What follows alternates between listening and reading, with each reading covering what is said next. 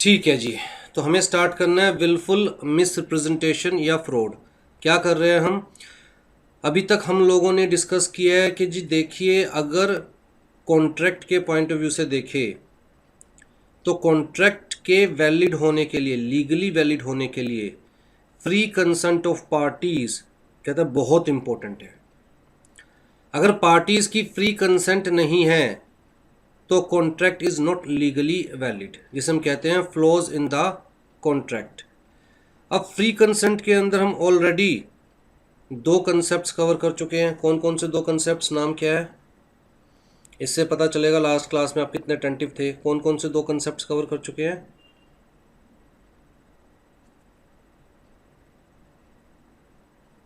एक undue influence और दूसरा कोर्शन। ठीक है। अब नेक्स्ट क्या है? विलफुल मिस रिप्रेजेंटेशन, जिसे हम फ्रॉड भी कह सकते हैं। ध्यान से देखिएगा। कहता है जी मिस रिप्रेजेंटेशन दो तरह से हो सकती है। शॉर्ट में लिख रहा हूं, मिस रिप्रेजेंटेशन दो तरह से हो सकती है। एक तो इनोसेंट,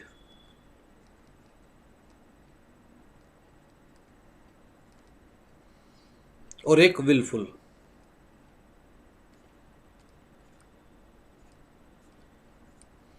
विलफुल का मतलब क्या हो गया? जानबूझकर। मतलब आप जानबूझकर सामने वाले को गलत चीज बता रहे हो, ये विलफुल मिसरिप्रेजेंटेशन। जब आप जानबूझकर गलत चीज बता रहे हो तो इसका मतलब कहता है जी आप फ्रॉड कर रहे हो। आप सामने वाले के साथ फ्रॉड कर रहे हो, सिंपल सी बात। लेकिन अगर मिसरिप्रेजेंटेशन इनोसेंट है, आपको गलत चीज पता थी इसीलिए आप गलत चीज बता रहे हैं, आपकी इंटेंशन सामने वाले के साथ फ्रॉड करने की नहीं है, सामने वाले को झूठ बोलने की नहीं है, सामने वाले को डिसीव करने की नहीं है। लेकिन आपको ही अगर कोई चीज़ गलत पता है तो जैसा आपको पता है वैसा ही तो सामने वाले को बताओगे। तो वो क्या हो गया हमारे पास? Innocent misrepresentation, right. लेकिन इनोसेंट मिसरिप्रेजेंटेशन को फ्रॉड कंसीडर नहीं किया जाता।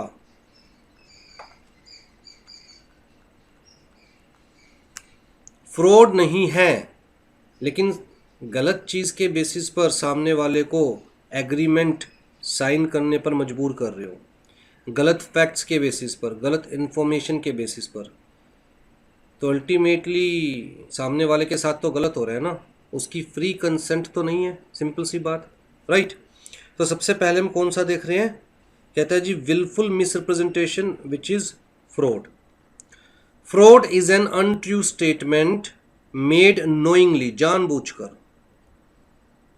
आप सामने वाले को झूठ बोल रहे हो जानबूझकर, और without belief that it is true.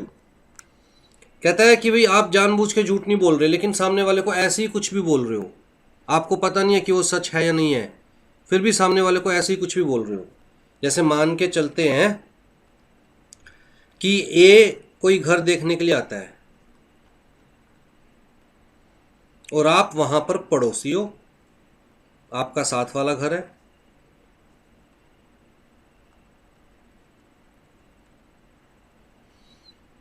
अब जी ए इंक्वायरी करेगा, आपसे पूछेगा कि हाँ जी यहाँ पानी आता है 24/7। अब ये जो घर का ओनर है उसने पहले ही पड़ोसियों को कह रखा है, जो घर का ओनर है उसने पहले ही पड़ोसियों को कह रखा है भाई मैंने अपना घर बेचने के लिए निकाल रखा है, अगर कोई इंक्वायरी करने आए तो सिर्फ अच्छी अच्छी बातें कीजिएगा, ठीक है, मेरी हेल्प कीजिए, इतने सालों से हम पड़ोसी है तो हेल्प कीजिए घर बेचने में। तो ए ने आपसे पूछा, नेबर से पूछा कि भैया पानी क्या 24/7 आता है? अब नेबर को पता है कि 2 दिन में एक बार आता है, 24/7 तो छोड़ो, हर रोज भी नहीं आता, 2 दिन में एक बार आता है। फिर भी नेबर कह रहा है कि हाँ जी 24/7 आता है। ये क्या है? कहता है नोइंगली आप झूठ बोल रहे हैं, जानबूझकर आप झूठ बोल रहे हैं। ठीक है। यहां दूसरा नेबर भी था एक,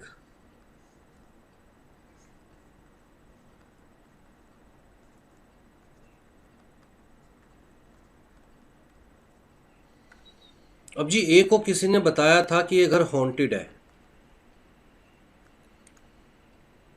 अजीब अजीब सी आवाज़ें आती है रात को, इसीलिए ओनर घर बेचकर जाना चाहता है।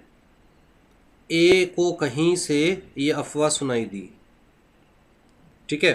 ए ने ये जो नेबर वन है इससे कंफर्म किया, मैंने सुना है कि भाई घर में रात को अजीब अजीब सी आवाज़ें आती है। इसने कहा नहीं जी ऐसी कोई बात नहीं है, इसको तो भगा के जा रहा था ओनर, कुछ नहीं बोलना तुझे, सिर्फ अच्छी अच्छी बातें बोलनी है। इसने कहा ऐसी कोई बात नहीं है, और जेन्युइनली आती भी नहीं थी, मतलब किसी ने वैसे ही अफवाह फैला दी थी, र्यूमर्स फैला दिए थे, एक्चुअल में ऐसी कोई आवाज़ आती भी नहीं थी। लेकिन ये जो सेकंड नेबर है ना, ये चिढ़ता था, इसके साथ लड़ाई हो रखी थी ओनर की। तो ए ने सेकंड नेबर से कंफर्म किया कि भैया मैंने सुना है इस घर में रात को अजीब अजीब सी आवाज़ें आती है। अब सेकंड नेबर को कुछ नहीं पता था आती है या नहीं आती है, ठीक है, कुछ पता नहीं था, उसने वैसे ही कह दिया हाँ भैया आती है। तो यहां पर चाहे उसको सच के बारे में नहीं पता था, बिना सच जाने कोई स्टेटमेंट देना कहता है इक्विवेलेंट टू फ्रॉड है। अब आपको सच नहीं पता फिर भी आप सामने वाले को कह रहे हो कि आती है, तो सामने वाले की नज़रों में तो घर हॉन्टेड हो गया। तो लॉ ने कहा चाहे आप जानबूझकर झूठ बोल रहे हो या फिर बिना सच जाने आप कुछ बोल रहे हो, रेकलेसली, ऐसे ही अंधाधुंध कोई भी आपने स्टेटमेंट दे दी जिसकी वजह से, मतलब रेकलेसली का मतलब केयरलेसली है ना, वेदर इट बी ट्रू और फॉल्स, आपने सोचा ही नहीं कि ये सच है झूठ है, लेकिन आपने बिना सोचे समझे कोई स्टेटमेंट दे दी with the intent to deceive, सामने वाले को डिसीव करने की इंटेंशन से, सामने वाले को चीट करने की इंटेंशन से, तो ऐसी स्टेटमेंट को फ्रॉड कंसीडर किया जाता है, मतलब विलफुल मिसरिप्रेजेंटेशन, जहां पर आप ऑनेस्ट नहीं हो, सिंपल सी बात, जहां पर आप ऑनेस्ट नहीं हो। ना तो ये पड़ोसी ऑनेस्ट था जो घर की बड़ाई करे जा रहा था, और ना ये पड़ोसी ऑनेस्ट था जो घर की बुराई करे जा रहा था, बिना ये जाने कि एक्चुअल में सच्चाई क्या है। ये सच्चाई जानकर भी झूठ बोल रहा था, ये बिना सच्चाई जाने कुछ भी बोल रहा था। मैं ये नहीं कह रहा झूठ बोल रहा था, इसे पता ही नहीं क्या झूठ है क्या सच है, ये बिना सच्चाई जाने कुछ भी बोल रहा था। लॉ की नज़रों में ये भी फ्रॉड है और लॉ की नज़रों में ये भी फ्रॉड है, दोनों में से कोई भी ऑनेस्ट नहीं है, राइट। तो अगर हम इंडिग्रेंट्स देखते हैं, एसेंशियल्स देखते हैं फ्रॉड के केस में, तो सबसे पहली चीज़ देयर इज़ अ रिप्रेजेंटेशन और assertion, and such representation or assertion is a false representation or assertion। कहता है जहां पर आप जानबूझकर सामने वाले को डिसीव करने के लिए कुछ कह रहे हैं, अगर आप वैसे ही मेरा स्टेटमेंट दे रहे हैं, आपकी इंटेंशन नहीं है सामने वाले को डिसीव करना, आप सिंपली कह रहे हैं कुछ भी, तो कहता है उसे फ्रॉड नहीं कंसीडर किया जाता, वो अफवाह है। आपकी इंटेंशन नहीं है सामने वाले को डिसीव करने की, आप तो बस वैसे ही मजे ले रहे हैं, गॉसिप कर रहे हैं। कहता है रिप्रेजेंटेशन होनी चाहिए, बाकायदा रिप्रेजेंटेशन के पीछे मोटिव होना चाहिए सामने वाले को डिसीव करने का। आपका मोटिव होना चाहिए कि सामने वाला आपकी बात सुने, समझे और आपकी बात पर एक्ट करे, तो उसे रिप्रेजेंटेशन कहा जाएगा, प्रेजेंटेशन कहा जाएगा। अगर आप कुछ भी ऐसे ही बोले जा रहे हो तो उसे रिप्रेजेंटेशन या प्रेजेंटेशन नहीं कहा जाता, ठीक है। तो सबसे पहली चीज़ ये। दूसरी चीज़, रिप्रेजेंटेशन या एजर्शन किस चीज़ की, कहता है ऑफ फैक्ट। सिंपल ओपिनियन नहीं होना चाहिए आपका, मेरे हिसाब से ये होना चाहिए, मेरे हिसाब से पानी आता होगा, वो तो ओपिनियन हो गया। जहां आप फैक्ट बता रहे हैं, हाँ जी पानी आता है 24/7, हाँ जी रात को आवाज़ आती है डरावनी डरावनी, राइट। तो रिप्रेजेंटेशन होनी चाहिए, रिप्रेजेंटेशन ऑफ अ फैक्ट, और वो भी false representation made with the intention that it should be acted upon. आपने वो रिप्रेजेंटेशन इस इंटेंशन से दी है कि सामने वाला आपकी बात सुने, समझे और उस पर एक्ट करे। ठीक है। Representation must have actually induce the other party to enter into the contract and so deceived him. तो जो आपकी रिप्रेजेंटेशन है वो इस पॉइंट ऑफ व्यू से होनी चाहिए कि सामने वाला आपकी बात सुने और उस पर एक्ट करे, और सबसे बड़ी कंडीशन कि एक्चुअल में सामने वाले ने आपकी बात सुनकर एक्ट किया, तो आपने उसके साथ फ्रॉड किया है। अगर आपने उसको फॉल्स रिप्रेजेंटेशन भी दी, सामने वाले ने आपकी बात सुनी भी, समझी भी, लेकिन आपके कहने पे एक्ट नहीं किया, तो आपने उसके साथ कोई फ्रॉड नहीं किया। बात समझ रहे हैं? अगर आपके कहने पर सामने वाले ने स्टेप्स लिए हैं तो फ्रॉड। अगर आपके कहने पर नहीं लिए स्टेप्स, जैसे मान के चलिए इन्होंने कहा था कि जी हाँ 24/7 पानी आता है, लेकिन ए ने इनकी बात पे विश्वास नहीं किया। ए सेकंड नेबर पे गया, सेकंड नेबर ने कहा कि हाँ जी 24/7 पानी आता है। ए को बात करके लगा यार ये ज़्यादा रिलायबल है, अगर ये बोल रहा है तो सच ही होगा। ए ने इसकी बात पर यकीन करके कॉन्ट्रैक्ट साइन किया, तो भैया नेबर 1 ने कोई फ्रॉड नहीं किया। इसकी बात सामने वाले ने सुनी नहीं, इसकी बात पर थोड़ी ना एक्ट किया सामने वाले ने तो इसकी बात पर एक्ट किया है। तो यहाँ पर सेकंड नेबर ने ए के साथ फ्रॉड किया है, फर्स्ट नेबर ने फ्रॉड नहीं किया, क्योंकि फर्स्ट नेबर की बात ए ने सुनी ही नहीं। राइट। तो सबसे इंपॉर्टेंट चीज़ क्या है? Representation must have actually induced the other party to enter into the contract and so deceived him. The party deceived must thereby be indemnified, for there is no fraud without any damage. कहता है जिस party ने act किया है, जैसे ए ने अगर act किया है तो एक्चुअल में ए को नुकसान होना चाहिए। अगर ए को नुकसान नहीं हुआ तो फिर कोई फ्रॉड नहीं है। जैसे मान के चलते हैं दोनों नेबर्स ने कहा था कि 24/7 पानी आता था एक्चुअल में 2 दिन में एक बार। ए ने इनके कहने पे घर परचेज कर लिया। अब जी घर परचेज करके रजिस्ट्री करवा के 2-3 महीने लग जाते हैं। 3 मंथ्स के बाद जब ए हाउस में रहने आया, तब तक कहता है जी जल बोर्ड की लाइन डल चुकी थी, उस एरिया में जल बोर्ड की प्रॉपर लाइन डल चुकी थी, प्रॉपर वाटर अरेंजमेंट हो गया था, और एक्चुअल में 24/7 पानी आने लगा था। ए ने जब इनके कहने पे एक्ट किया तब तो फ्रॉड था, लेकिन जब ए रहने आया तो एक्चुअल में पानी आने लगा था 24/7। यहाँ ए को कोई डैमेज नहीं हुआ। कहता है अगर कोई डैमेज नहीं तो कोई फ्रॉड भी नहीं, आप सामने वाले के ऊपर केस फाइल नहीं कर सकते। ये मैं सिर्फ कॉन्ट्रैक्ट एक्ट की बात कर रहा हूँ, बाकी लॉज के अपने अलग प्रोविजंस है। ठीक है। तो एक एसेंशियल क्या हो गया? पार्टी डिसीव्ड, जिसके साथ गलत हुआ है, मस्ट देयर बाय बी डेमनीफाइड, उसको नुकसान भी हुआ है, क्योंकि अगर नुकसान नहीं तो फ्रॉड नहीं। The statement must have been made either with the knowledge that it is false, या तो आप जानते हो कि जो मैं बोल रहा हूँ गलत है, या फिर आप सही और गलत के बारे में जानते ही नहीं, बिना कुछ सोचे समझे आपने स्टेटमेंट दे दी है सामने वाले को, और वो भी इस इंटेंशन के साथ कि सामने वाला आपकी बात सुने, समझे और उस पर एक्ट करे। दोनों ही केस में फ्रॉड कंसीडर किया जाएगा। इनमें से कोई भी ऐसा पॉइंट जो आपको क्लियर ना हो।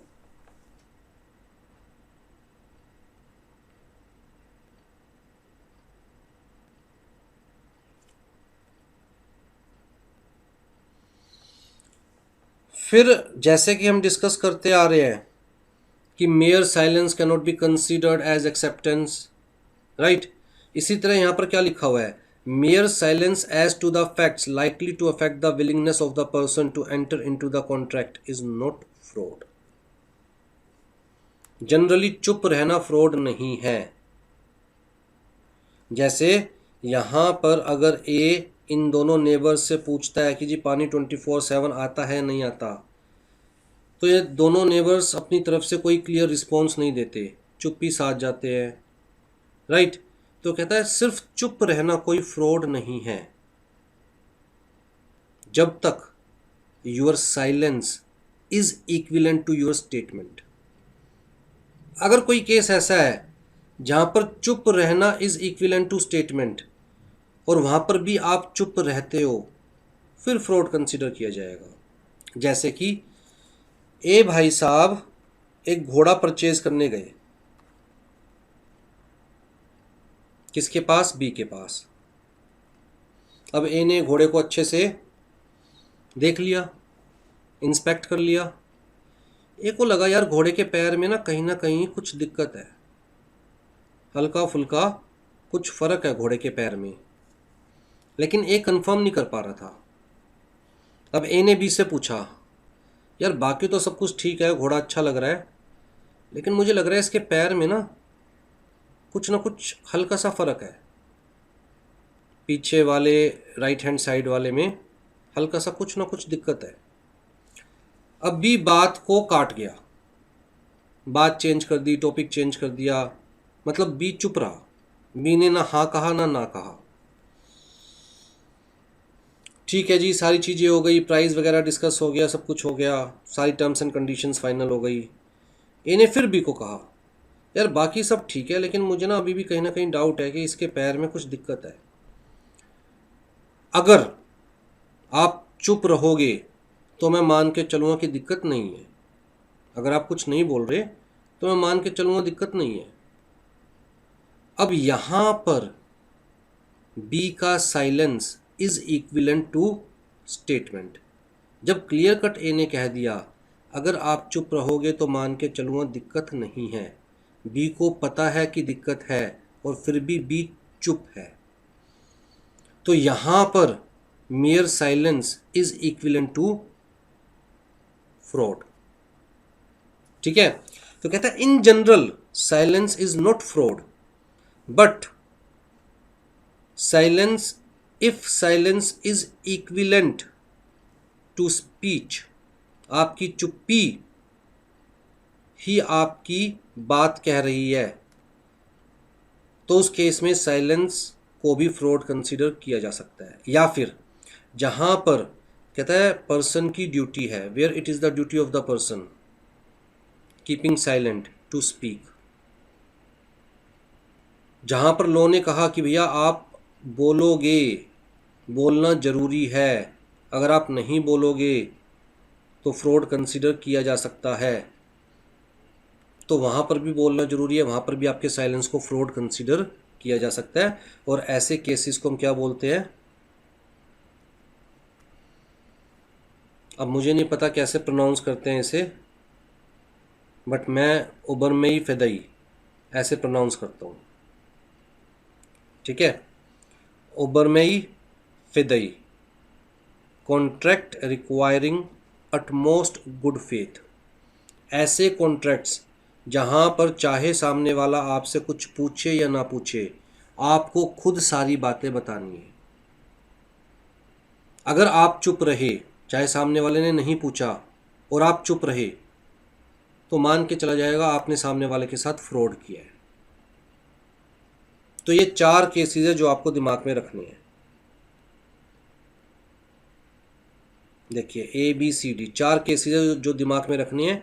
ये वो केसेस है जहां पर अगर आप चुप रहे, चाहे सामने वाला पूछे ना पूछे, अपने आप से आपको बताना है, अगर आप चुप रहे तो your silence will be considered as fraud.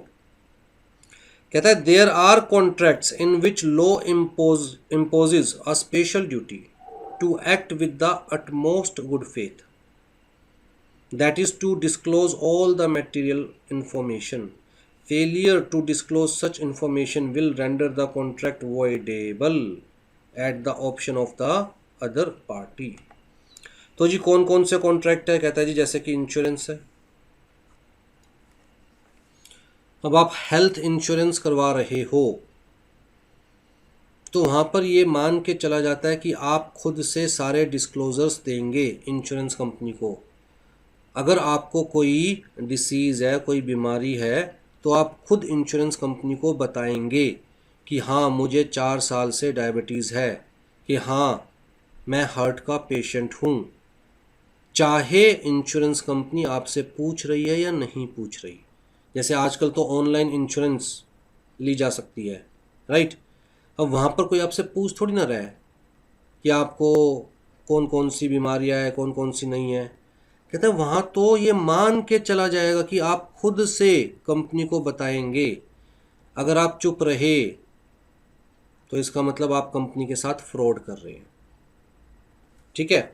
इसी तरह प्रोस्पेक्टस ऑफ कंपनी, जब कंपनी पब्लिक इशू लेके आती है। प्रोस्पेक्टस के बारे में तो आपने सुना होगा ना, 11th में 12th में अकाउंट्स वगैरह में सुना होगा। प्रोस्पेक्टस के बारे में सुना है?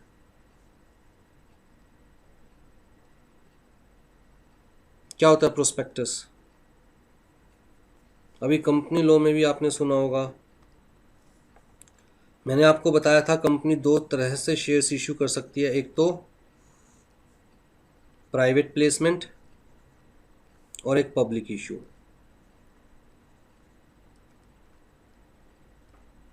याद है?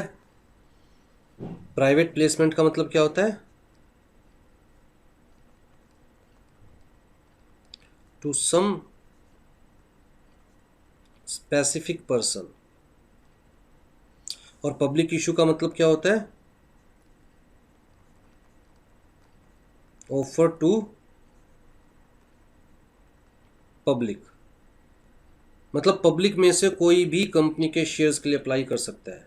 पब्लिक इशू, जो कंपनी पब्लिक को ऑफर देती है, जो ऑफर डॉक्यूमेंट होता है,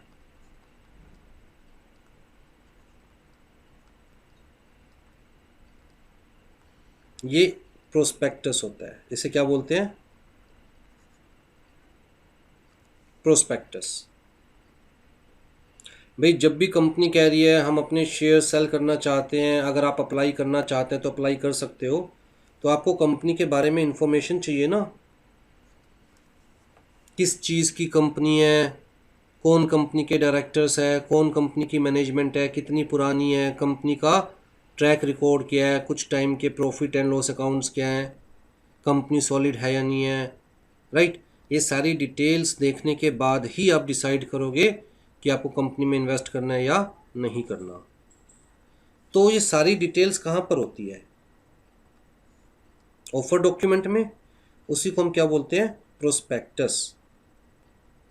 अब जी लॉ ने कंपनी के ऊपर, कंपनी के डायरेक्टर्स के ऊपर, कंपनी के प्रमोटर्स के ऊपर ये रिस्पॉन्सिबिलिटी, ये ड्यूटी डाली है कि बेटा प्रोस्पेक्टस में सारी मटेरियल इंफॉर्मेशन होनी चाहिए, on the basis of which an investor can take intelligent investable decision. अगर आप कोई भी मटेरियल इंफॉर्मेशन ओमिट कर रहे हैं, प्रोस्पेक्टस में से छुपा रहे हैं, डिस्क्लोज नहीं कर रहे हैं, तो इसका मतलब आपकी इंटेंशन पब्लिक के साथ फ्रॉड करने की है। चाहे पब्लिक आपसे उस बारे में पूछे ना पूछे, आपको वो इंफॉर्मेशन पब्लिक को देनी है, ठीक है। तो जी प्रोस्पेक्टस वाला केस हमेशा याद रखिएगा। फिर जी contract for sale of land. Law का मानना है जब भी आप अपनी ज़मीन बेचेंगे किसी को भी, उस ज़मीन से रिलेटेड सारी इंफॉर्मेशन आप खुद सामने वाले को देंगे। जैसे मेरे पास एक ज़मीन थी, बड़े ध्यान से इस केस लॉ को सुनिएगा। मेरे पास एक प्लॉट था, बड़ा सा प्लॉट, और ये ना मतलब मेरी पुश्तैनी जायदाद है, इनहेरिटेंस में मेरे दादाजी को मिली। मतलब दादाजी ने भी परचेज नहीं की थी, उनको भी इनहेरिटेंस में मिली थी। दादाजी से पापा जी को मिली, पापा जी से मुझे मिली। अब जी मैंने सुन रखा था, दादाजी बताते थे कि कभी यहाँ पर दलदल हुआ करता था, कभी यहाँ पर दलदल हुआ करता था। टाइम के साथ साथ ऊपर की ज़मीन सूखती गई और अब ये नॉर्मल प्लॉट दिखाई देता है। मतलब मुझे इस चीज़ की इन्फॉर्मेशन थी कि आज से 30 साल पहले या 40 साल पहले यहाँ पर दलदल हुआ करता था।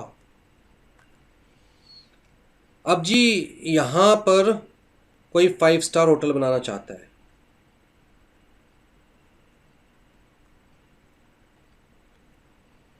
मतलब कम से कम भी 10 स्टोरी, 15 स्टोरी, 20 स्टोरी होटल। अगर मान के चलिए 10 स्टोरी होटल भी बनाना चाहता है तो इसका मतलब बहुत बड़ा होटल बनाना चाहता है। इसका मतलब ज़मीन बहुत सॉलिड होनी चाहिए, प्लॉट और नीचे की ज़मीन बहुत सॉलिड होनी चाहिए, राइट। अब उसने मुझे बताया कि भैया मैं यहाँ पर 5 स्टार होटल बनाना चाहता हूँ, कम से कम 10 स्टोरी तो बिल्डिंग बनेगी ही बनेगी। वो मुझसे ये प्लॉट परचेज करना चाहता था।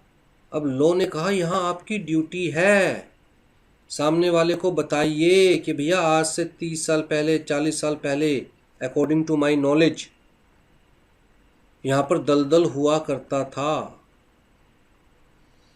कहता है हो सकता है ऊपर ऊपर का एरिया सूख गया हो, नीचे आज भी दलदल हो। जब 10 मंजिली बिल्डिंग खड़ी की जाएगी, जमीन पर प्रेशर पड़ेगा, हो सकता है जमीन नीचे बैठ जाए, हो सकता है पूरी की पूरी बिल्डिंग गिर जाए। ठीक है, तो जी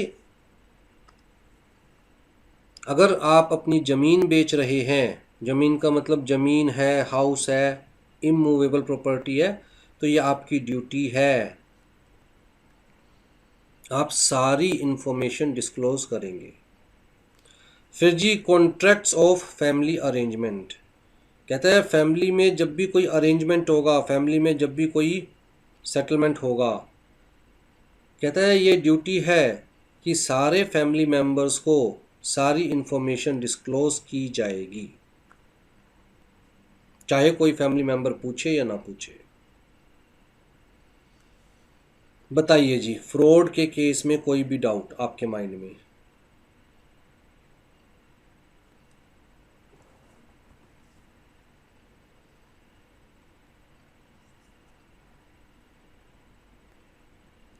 नो सर।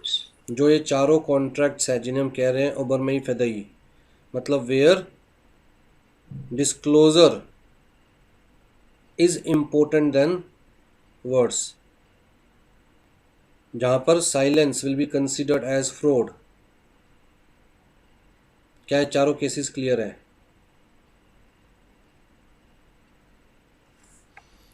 आ जाइए जी। फिर जी फोर्थ हमारे पास कौन सा है? Miss representation, innocent miss representation. कहता है जी मिस रिप्रेजेंटेशन जो विलफुल होती है उसको तो हम फ्रॉड कह देते हैं, लेकिन जो इनोसेंट मिस रिप्रेजेंटेशन है उसे सिर्फ मिस रिप्रेजेंटेशन कहते हैं। मुझे खुद को ही नहीं पता था, मुझे खुद को गलत पता था, इसलिए मैंने आपको वही बताया जो मुझे पता था। मेरी बात समझिए, मैं सामने वाले को कुछ फैक्ट्स बता रहा हूँ,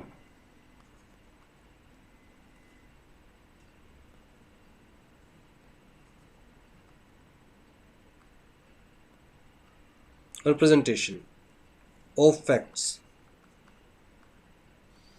मैंने कहा कि जानबूझ के गलत बोल रहा हूँ,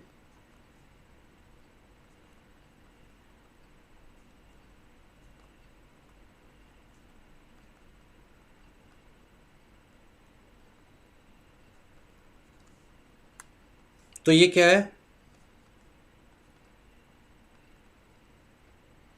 मैंने कहा कि आपको कुछ बता रहा हूं,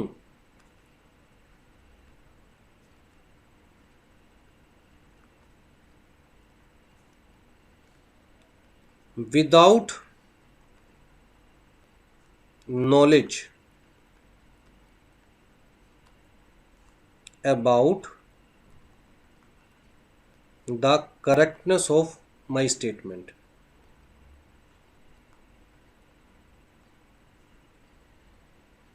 मतलब मुझे खुद को नहीं पता क्या सही है क्या गलत है, फिर भी मैं स्टेटमेंट दे रहा हूं आपको। लो ने कहा यह भी फ्रॉड।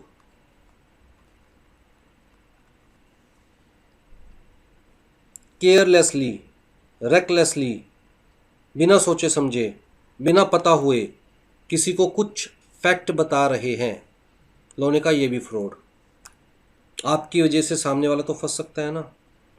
लेकिन if I know wrong information, if I have wrong information,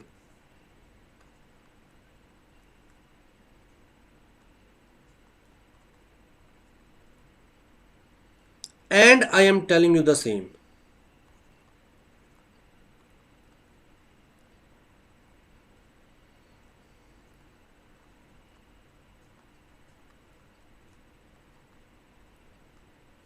I am telling you same, believing that the info is right. मुझे लगता है जो इन्फॉर्मेशन मेरे पास है वो ठीक है, लेकिन एक्चुअल में मेरे पास गलत इन्फॉर्मेशन है। अब बताइए यहां मैं ऑनेस्ट हूं या नहीं हूं? इन दोनों केसेस में मैं ऑनेस्ट नहीं हूं, लेकिन इस केस में मैं ऑनेस्ट हूं। ऑल्दो मैं गलत इन्फॉर्मेशन पास कर रहा हूं, गलत फैक्ट्स बता रहा हूं,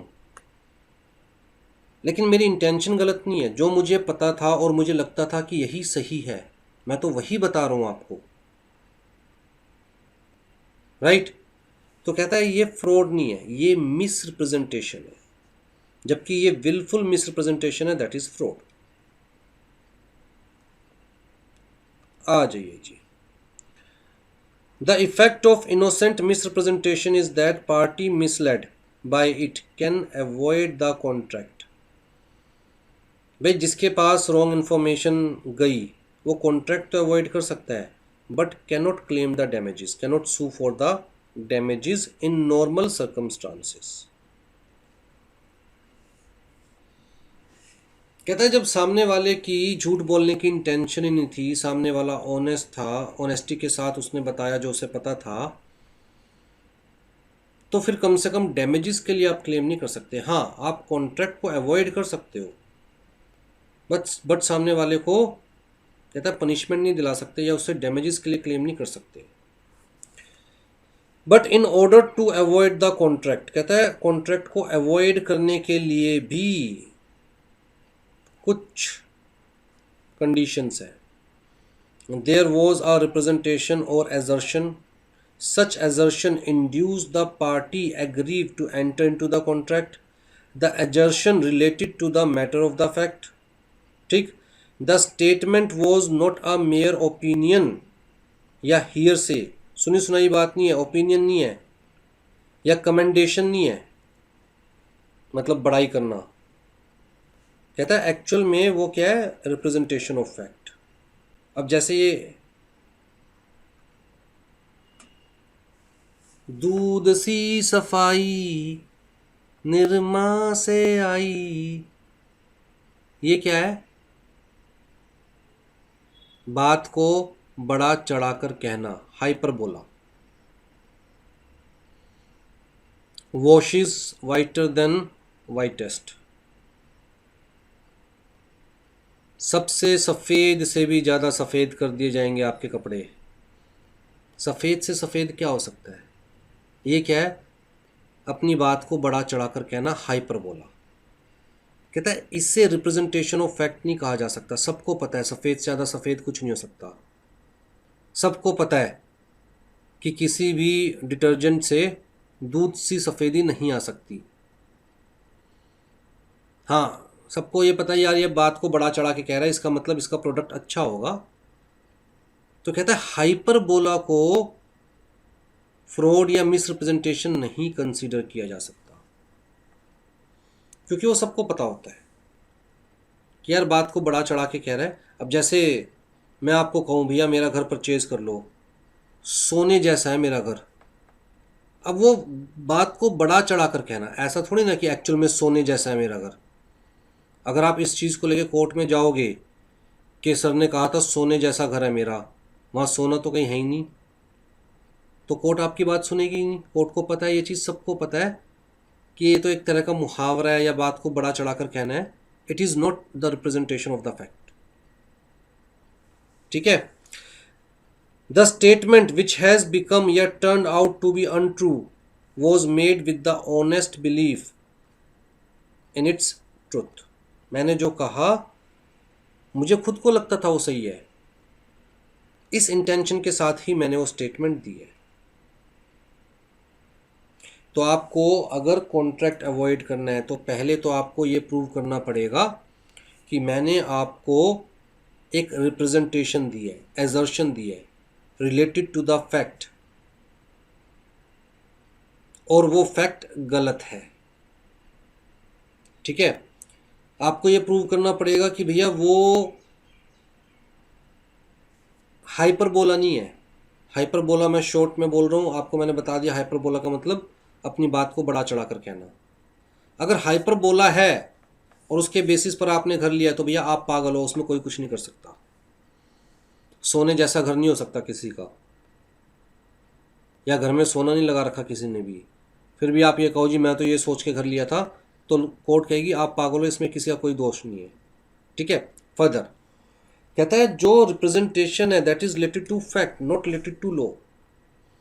अगर लॉ से रिलेटेड कोई भी रिप्रेजेंटेशन है, आपको सामने वाला गलत बता भी रहा है, तो भी आप कॉन्ट्रैक्ट अवॉइड नहीं कर सकते। क्यों?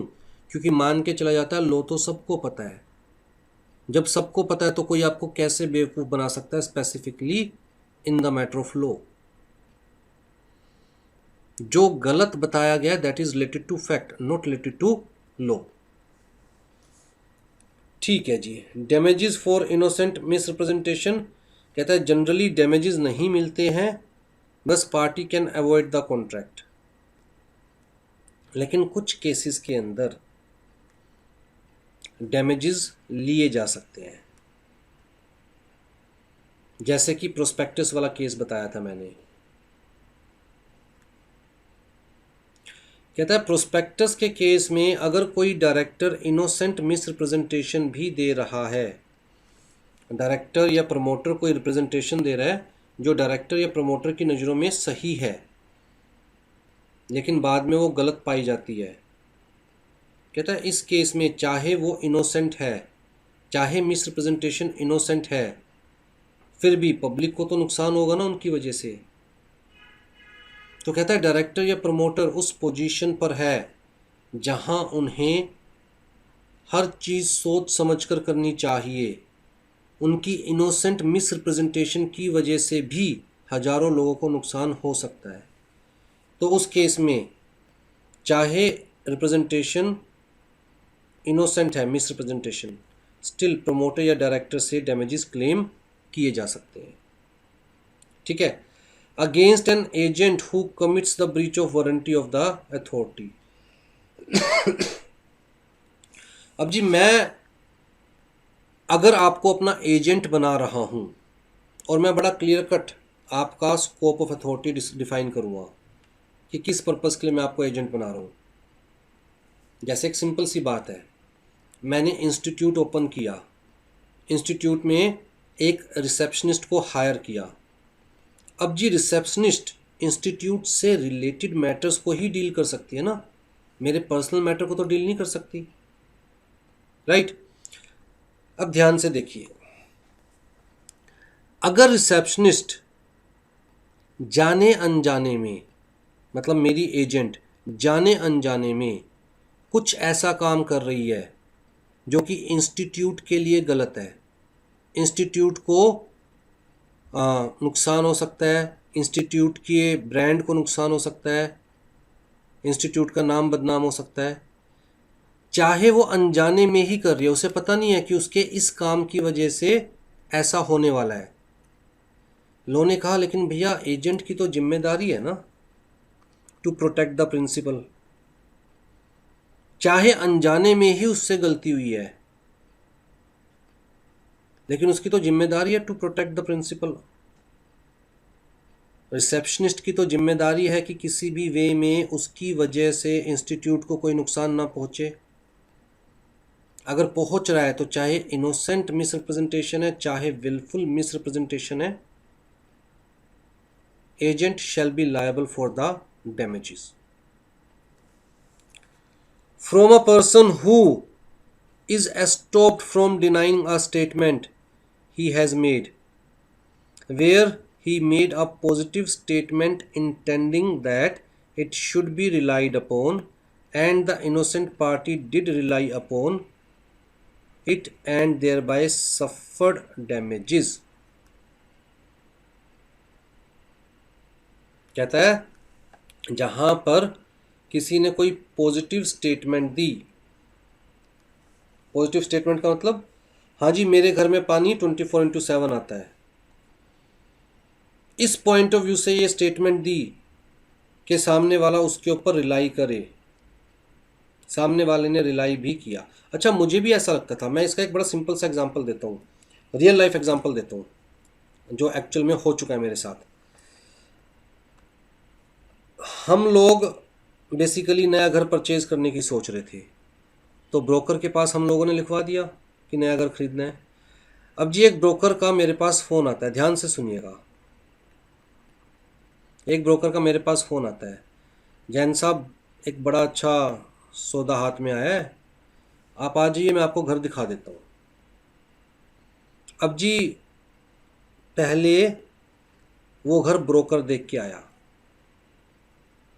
क्लाइंट को बुलाने से पहले ब्रोकर खुद देख के आएगा ना घर। ब्रोकर घर देख के आया और लेट से वो मॉर्निंग में देख के आया,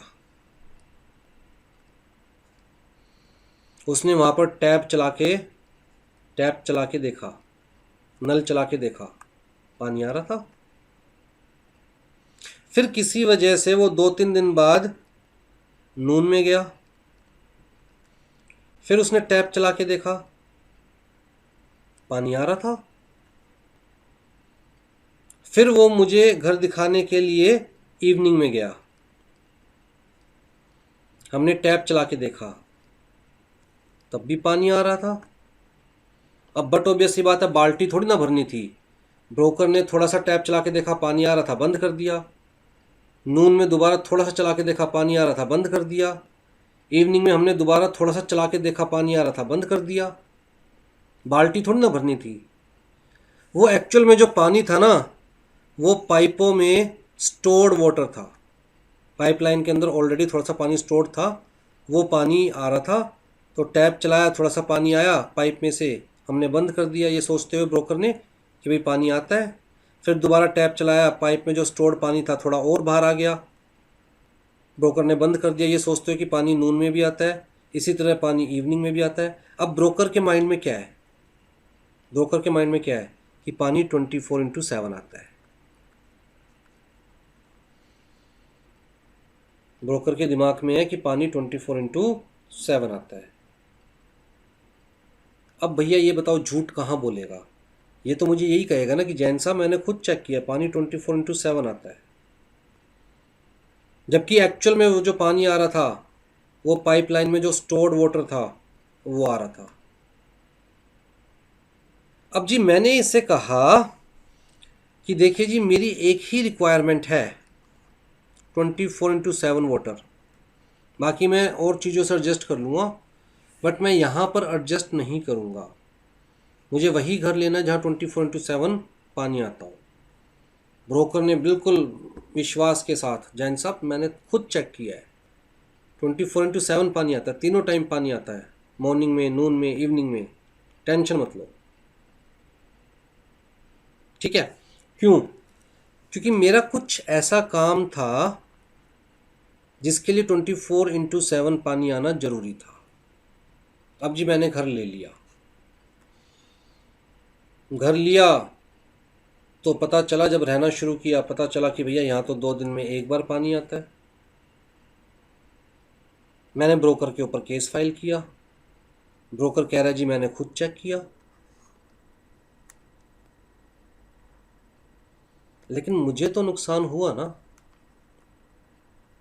मैंने उसे क्लियर कट कह दिया था मुझे ऐसा घर चाहिए जहाँ 24/7 पानी आता हो, क्योंकि मेरा कुछ काम ऐसा है जहाँ 24/7 पानी रिक्वायर्ड है, otherwise I will suffer heavy damages.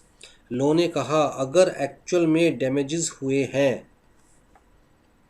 Party ने सामने वाले के ऊपर रिलाई कर कर अच्छा, उसने पॉजिटिव स्टेटमेंट दी है ना कि पानी आता है, सामने वाले ने मतलब मैंने उसके ऊपर रिलाई कर कर घर ले लिया, जिसकी वजह से एक्चुअल में मुझे डैमेजेस हुए हैं। तो लोगों ने कहा कि भैया इस केस में तो डैमेजेस क्लेम किए जा सकते हैं। ठीक है।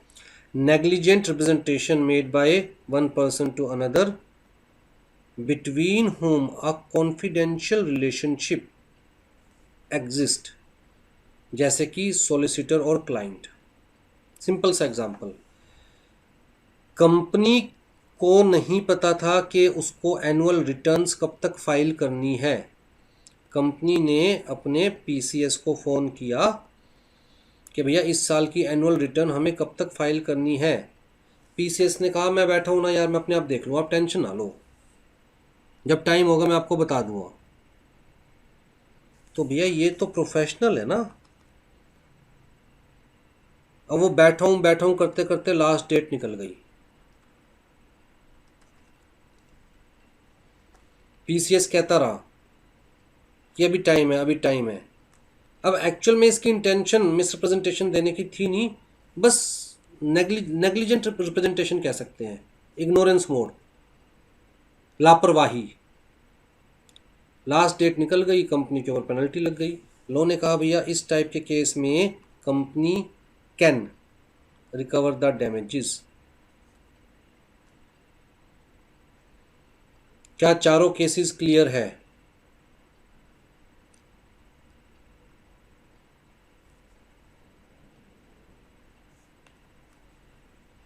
Yes sir.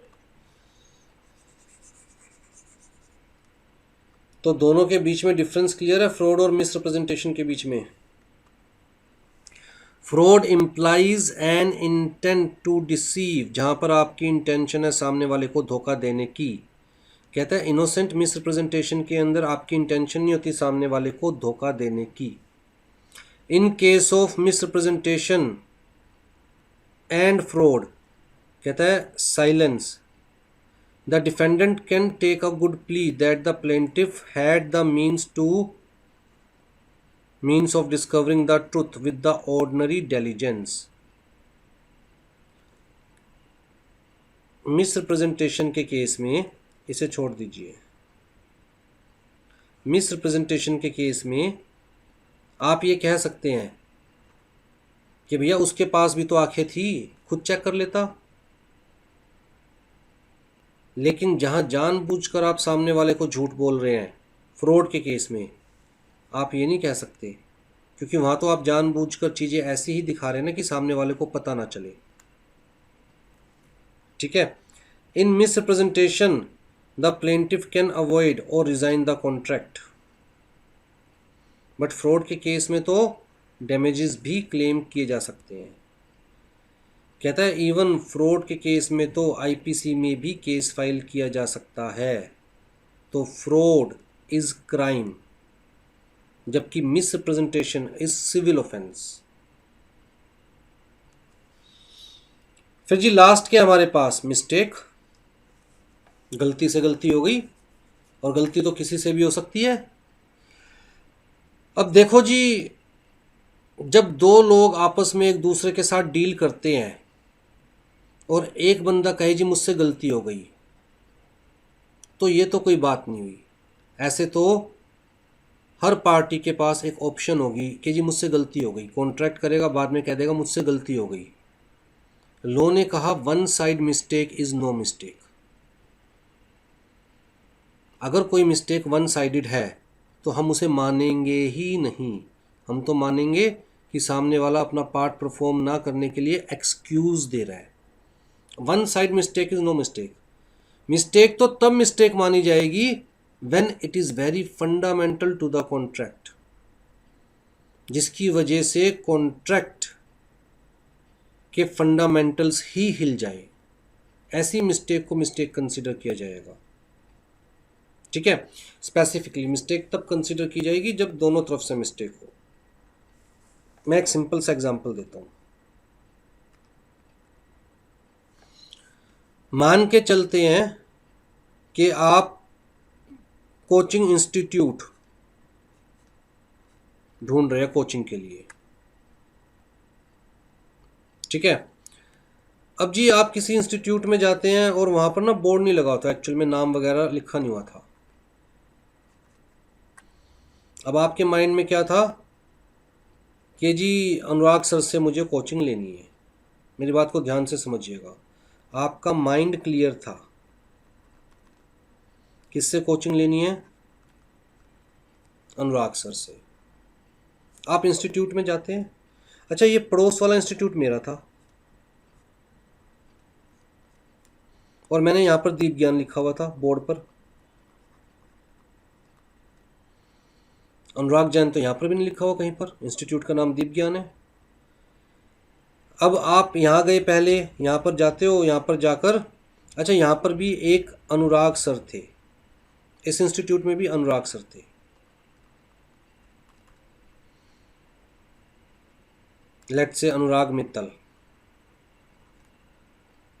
और मैं अनुराग जैन।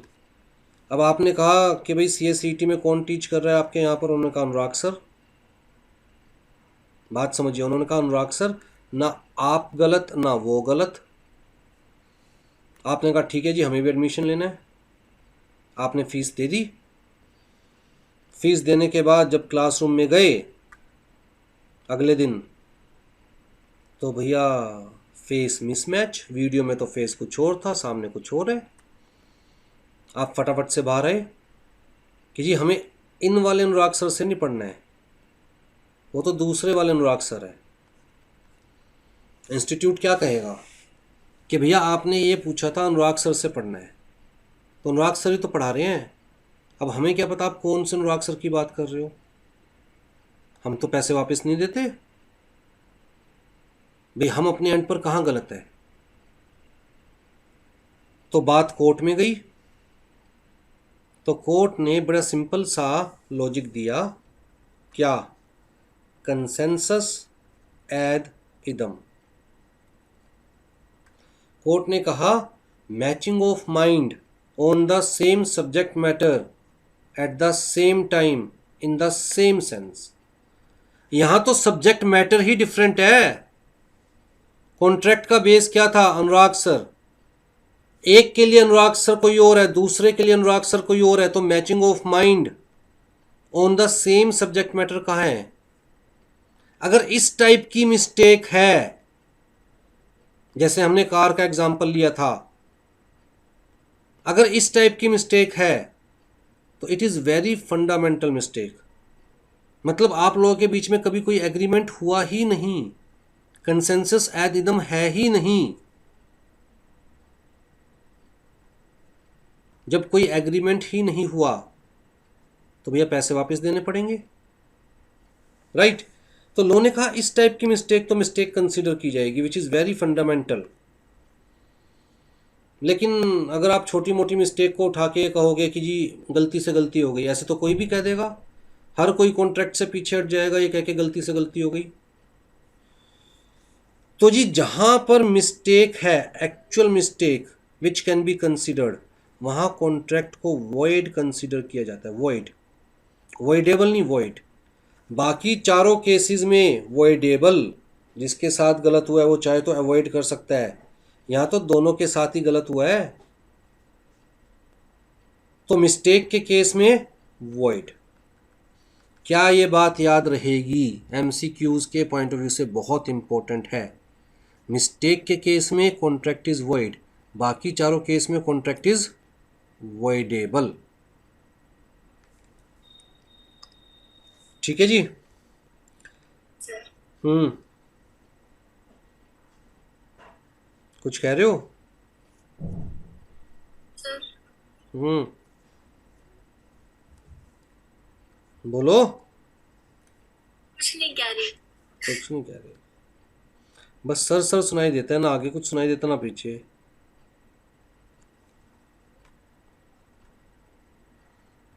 ये तो नहीं कह रहे सर थक गए, बहुत हो गया। नहीं नहीं।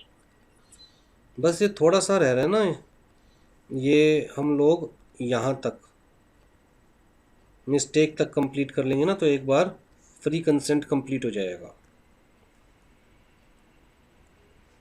आ जाइए जी। Thus mistake makes the contract void if the mistake is of fact not of law or opinion। कहता है लॉ की मिस्टेक तो मिस्टेक ही नहीं है, हम कैसे मान ले मिस्टेक हो गई। ये मान के चला जाता है कि भैया कानून तो सबको पता है। Ignorance of law is no excuse, कानून तो सबको पता है, तो लॉ की मिस्टेक कोई मिस्टेक नहीं। आप ये कहो जी मुझे तो पता ही नहीं था ये कोई कानून है, कहता है इसको कोई मिस्टेक नहीं कंसीडर किया जाएगा। Mistake of fact is mistake but mistake of law is no mistake. ठीक है, फैक्ट जिस चीज़ की मिस्टेक हुई है must be essential to the agreement. जैसे अभी हम लोगों ने डिस्कस किया कि भैया कंडीशन ही ये थी कि अनुराग सर से पढ़ना है, तो वो फैक्ट जिसकी मिस्टेक हुई है is essential to the agreement. अगर छोटी मोटी चीज़ की मिस्टेक हुई है उसके बेसिस पर कॉन्ट्रैक्ट वॉइड नहीं होता। ठीक है, mistake must be on the part of both the parties, one sided mistake is no mistake. ठीक है जी, तो मिस्टेक ऑफ लॉ और मिस्टेक ऑफ फैक्ट ये दोनों चीज़ क्लियर है ना। लॉ ने कहा कि भैया लॉ की mistake is no mistake, ignorance of law is no excuse, simple सी बात। ये मैक्सिम याद रखिएगा हमेशा, ignorance of law is no excuse. Otherwise आप तो किसी का मर्डर करके कह दोगे हमें क्या पता, मर्डर करना पाप है, मतलब इल्लीगल है, हमें तो ऐसा कोई कानून पता ही नहीं था। किसी को पीटोगे और कहोगे हमें क्या पता, वायलेंस इल्लीगल है। तो ignorance of law is no excuse, simple सी बात है। और अगर आप इंडियन हो, इंडिया में रह रहे हो, मान के चला जाएगा भैया होमलैंड के लॉज तो सबको पता होते हैं, सिंपल सी बात। इंडिया में रह के आप ये नहीं कह सकते ना कि इंडिया के लॉज हमें नहीं पता। हाँ, अगर कोई फॉरेनर इंडिया में आता है, ध्यान दीजिए, कोई फॉरेनर इंडिया में आता है और किसी स्पेसिफिक लॉ से रिलेटेड वो मिस्टेक करता है। स्पेसिफिक लॉ का मतलब क्या हो गया, कहता है कुछ लॉज तो यूनिवर्सल लॉज है, मर्डर करना पूरी दुनिया में इल्लीगल है, चोरी करना पूरी दुनिया में इल्लीगल है, ड्रग्स बेचना या ड्रग्स खरीदना पूरी दुनिया में इल्लीगल है। ये तो यूनिवर्सल फैक्ट्स हैं। फॉरेनर भी इंडिया में आके मर्डर करके ये नहीं कह सकता मुझे नहीं पता था कि इंडिया में मर्डर करना इल्लीगल है। हाँ, कुछ स्पेसिफिक लॉज है जो स्पेसिफिकली इंडिया तक ही लिमिटेड है। कहता है उस केस में अगर फॉरेनर कोई गलती करता है तो कम से कम फॉरेनर के पास ये एक्सक्यूज हो सकता है कि मुझे जी यहाँ का लॉ नहीं पता था। फॉरेनर कह सकता है जी हमारे यहाँ पर कार्स राइट हैंड पर चलाते हैं, मुझे नहीं पता था कि इंडिया में कार्स लेफ्ट हैंड पर चलाते हैं। फॉरेनर के लिए तो ये एक्सक्यूज है, आपके लिए ये एक्सक्यूज नहीं है जो इंडिया में रहते हैं। ठीक है, आ जाइए जी। म्यूचुअल या कॉमन या bilateral mistake as to subject matter, ध्यान से पढ़िएगा। A contract is void when the parties to it assume that certain things exist which does not actually exist, or in their ignorance of contract means, or in their ignorance the contract means one thing to one and another thing to another। one thing to one आपके लिए अनुराग जैन, दूसरे institute के लिए अनुराग मित्तल, बात दोनों अनुराग की कर रहे थे। ठीक है, या फिर आपको लगता है कि कुछ एग्जिस्ट करता है बट वो एक्चुअल में एग्जिस्ट ही नहीं करता। इसका भी बड़ा सिंपल सा एग्जांपल देता हूँ। आप जी मेरे पास आते हो मेरा घोड़ा खरीदने के लिए, ठीक है। अब मेरे दिमाग में क्या है, घोड़ा पीछे घर के पीछे बंधा हुआ है। आपके दिमाग में भी क्या है कि मेरे पास घोड़ा है। हम लोग घर में बैठ के चाय पी रहे हैं, नेगोशिएट कर रहे हैं, टर्म्स एंड कंडीशंस, प्राइस वगैरह, पीछे से कोई घोड़ा चुरा कर ले गया। मतलब हमें लगता है कि घोड़ा एग्जिस्ट करता है बट एक्चुअल में अब घोड़ा मेरे पास है ही नहीं। तो ये क्या है, बायलेटरल मिस्टेक, दोनों की तरफ से मिस्टेक है।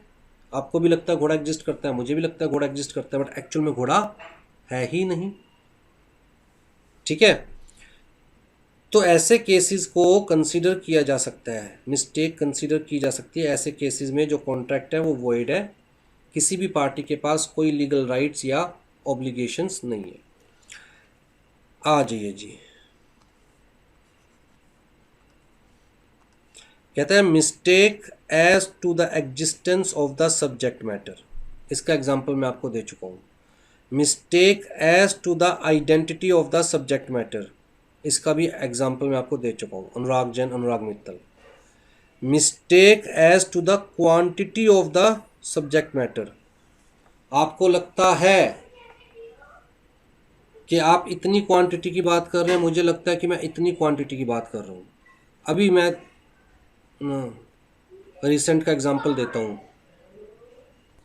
जनरली जब हम नॉर्मल कैंपा की छोटी वाली बोतल्स लाने की बात करते हैं तो पैकिंग आई थिंक 24 बोतल्स की होती है, राइट।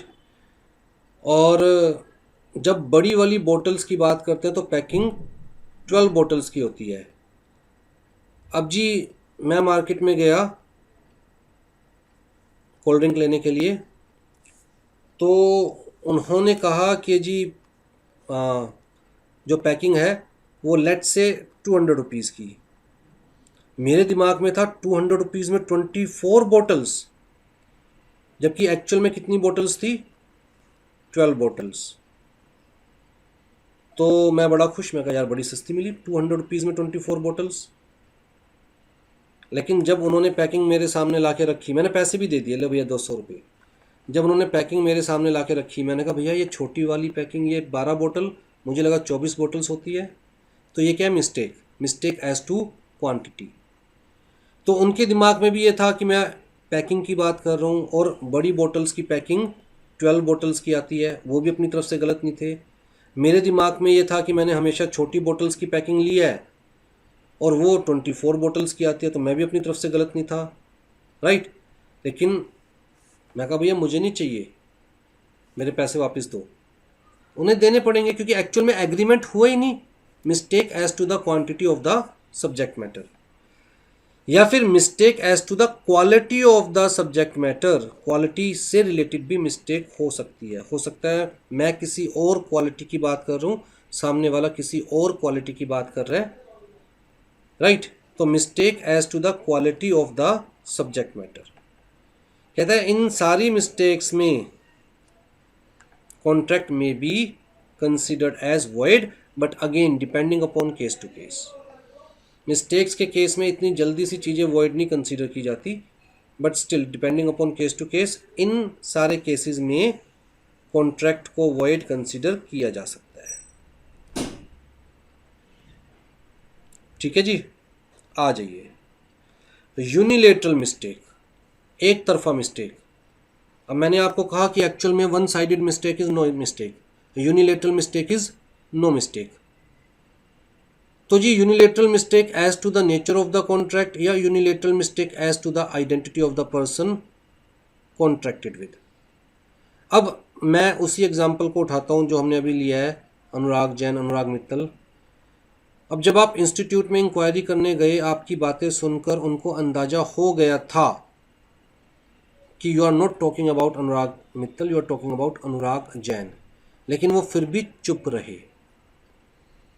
मतलब उनकी तरफ से मिस्टेक नहीं है, मिस्टेक आपकी तरफ से है। आप गलत आइडेंटिफाई कर रहे हो, उन्हें तो पता है कि आप गलत आइडेंटिफाई कर रहे हो। तो unilateral mistake as to the identity of the person, या इसी तरह unilateral mistake as to the nature of the contract. जैसे मेरे पास कभी कभी फ़ोन आते हैं, सर हमें ना CS की कोचिंग लेनी है। वो ये नहीं कहते CS EET की लेनी है, CS एग्जीक्यूटिव की लेनी है, CS प्रोफेशनल की लेनी है, सर हमें ना CS की कोचिंग लेनी है। वो मेरे एक फ्रेंड ने रेफरेंस दिया है, अभी अभी आपका बैच चालू हुआ था। अब क्या होता है कि कभी कभी हमारे दिमाग में रहता है कि हाँ अभी हमने CS एग्जीक्यूटिव का बैच स्टार्ट किया इवनिंग में, CS EET का बैच स्टार्ट करे, ऑलरेडी 15 दिन हो गए, तो हमारे हिसाब से वो बैच से ज़्यादा नया बैच कौन सा है जो एक हफ्ते पहले CS एग्जीक्यूटिव का बैच स्टार्ट किया है। अब वो CS EET की बात कर रहा था, हम CS एग्जीक्यूटिव दिमाग में लेकर बैठे थे, राइट। तो हमने उसे कहा कि भैया 15,000 रुपये फीस है, लेट्स से। पर बात करते करते ना हमें पता चल गया कि यार ये CSET की बात कर रहा है, बट वो बेसिकली 15,000 भी देने के लिए तैयार था। तो हमने कहा हमने किस लिए पीछे हटना है, 15,000 दे रहा है, ले लो। तो उसके पॉइंट ऑफ व्यू से it is a mistake as to the nature of contract. मेरे पॉइंट ऑफ व्यू से तो मैं क्लियर हूँ कि वो बेवकूफ़ बना हुआ है। ठीक, तो जी unilateral mistake as to the nature of contract, the general rule is that a person who signs the instrument is bound by its terms even if it has not read it। कहता है general rule तो क्या है, अगर आपने कोई instrument sign किया है, बाद में आप ये नहीं कह सकते कि भैया मैं तो गलती से साइन कर दिए, चाहे आपने उसे पढ़ा हो या ना पढ़ा हो, you are liable. But a person who signs a document under the fundamental mistake as to the nature may have it avoided provided the mistake was due to either blindness, illiteracy या फिर भाई साहब सोचने समझने के काबिल ही नहीं है, इनसेन है भाई साहब, राइट। या फिर जानबूझ के ट्रिक से फ्रॉडुलेंट वे में उससे डॉक्यूमेंट साइन करवाए गए हो। सिर्फ इन दो केसेस में यूनिलेटरल मिस्टेक कंसीडर की जाएगी as to the nature of the contract, otherwise unilateral mistake consider नहीं की जाएगी। फिर जी unilateral mistake as to the identity of the person, तो when the contract is made in which personalities of the contracting parties are or may be of importance, no other person can interpose and adopt the contract। Simple सी बात। अब अनुराग जैन तो एक ही है, वो दूसरा नहीं हो सकता। दूसरा उससे बेटर हो सकता है, उससे कम हो सकता है, बट अनुराग जैन नहीं हो सकता, राइट। तो जहां पर एक बंदा दूसरे को रिप्लेस नहीं कर सकता, तो mistake as to identity of the person with whom the contract is made will operate to nullify. किस केस में कॉन्ट्रैक्ट को नल कंसीडर किया जाएगा? If the identity is for material importance to the contracts and the mistake is known to the other person. जैसे institute का example लिया ना कि आपके लिए आइडेंटिटी इंपॉर्टेंट थी और सामने वाले को पता था कि आप अनुराग जैन की बात कर रहे हो, मित्तल की बात नहीं कर रहे, फिर भी सामने वाला चुप रहा। बताइए जी।